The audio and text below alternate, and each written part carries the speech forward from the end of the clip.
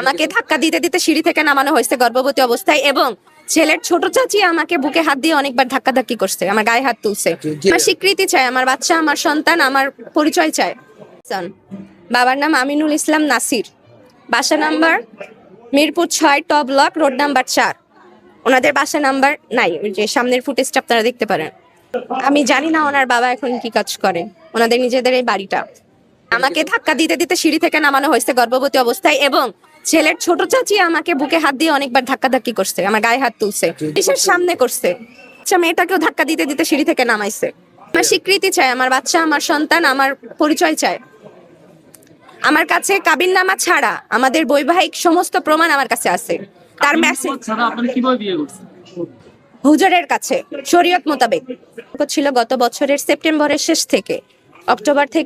অক্টোবরে ওদের বাসায় আমাকে নিয়ে আসছে, ওর বাবা মামাকে দেখছে, দেখার পরে বলছিল যে আমার যেহেতু বাচ্চা আছে তারা মানবে না, কিন্তু আমাদের মধ্যে তারপরও সম্পর্ক কন্টিনিউ ছিল, যেটা এই বছরের মার্চ মাসে সে বিয়েতে রূপ নিছে, এবং তার ইচ্ছা ছিল যে সে তার বাবা মাকে এখন জানাবে না। ডিভোর্সি। জি জি। আপনাদের সাথে সম্পর্কটা আসলে কিভাবে হয়েছে? ফেসবুকের মাধ্যমে। কতদিন আগে? 1 বছর আগে। তারপর থেকে আপনারা আসলে দেখা করেছেন কিভাবে বা? হ্যাঁ, তার মাঝখানে টুকটাক দেখা হয়েছে, কথা হয়েছে, তারপর সেটা বিয়ে পর্যন্ত মার্চ মাসের 9 তারিখে গেছে। আপনি বিয়ে করেছেন, সেটা কাবিননামা আপনার কাছে নেই? না, আমার কাছে কাবিননামা নাই। আপনি আমাদের সাথে কিছু বলতেন? জি, আমার কাছে এটা শরীয়ত মোতাবেক ধর্মীয় ভাবে বিয়ে হয়েছিল, জন্য কাবিননামা করি নাই আমরা। আমি 4600 টাকা দেনমোহরে বিয়ে করছি, ওনাকে ভালোবেসে, বিশ্বাসের উপর। শরীরের মোতাবেক দিনমজুরে বিয়ে? জি, সে বেকার ছিল, আমি তার নিজের সামর্থ্য অনুযায়ী 4600 টাকা দেনমোহরে বিয়ে করছি, কিন্তু তারা আমাকে অভিযোগ আনছে যে তাদের বাড়ি আছে, তাদের ফ্ল্যাট আছে, সেই লোভে আমি তাদেরকে বিয়ে করছি।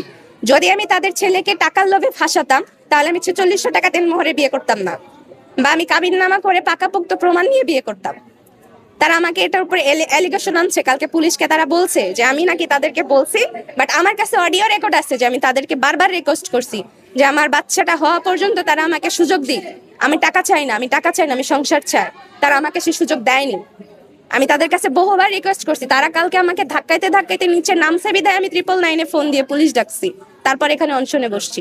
আপনি বলেছিলেন যে আপনার বাচ্চার এখন কয় মাস বয়স?